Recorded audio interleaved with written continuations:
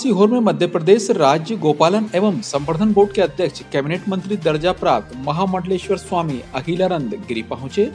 उन्होंने हाईवे पर बने विश्राम गृह में जिले की गौशालाओं के संचालकों एवं गौ भक्तों से मिलकर गोपाष्टमी विषय पर चर्चा की। महामंडलेश्वर अखिलेशानंद गिरी ने इस मौके पर गोग्रास योजना को लेकर पत्रकारों से भी चर्चा की।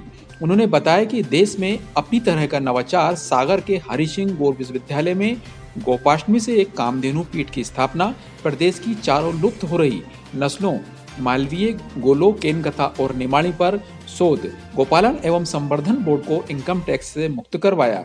अब कोई भी नागरिक अपना दान जमा कर छूट का लाभ उठा सकता है। आपकी जानकारी के लिए कि हम 2 वर्ष से बड़ी कठिनाइयों से जूझ रहे हैं। पहली बात तो कोरोना की वजह से हमारे देश का अर्थतंत्र गड़बड़ाया है और इसके कारण जो गौशालाओं में अनुदान राशि पहुंचाई जानी चाहिए उसका प्रबंधन भी हम करते हैं। और आपकी जानकारी के लिए कि हमने तय कर लिया है और हम कर भी रहे हैं। किसी कारण से शिथिलता आती है अनुदान भेजने में, लेकिन ईमानदारी के साथ भले ही 2 महीने 3 महीने के लिए अनुदान किसी कारण से रुक गया होगा तो वो रुका हुआ अनुदान भी हम गौशालाओं में भिजवा रहे हैं।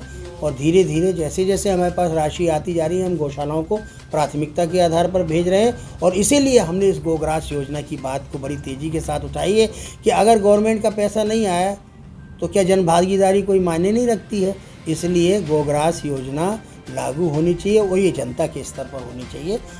हम पूरी तरह से गौशालाओं के साथ अन्याय नहीं होने देंगे।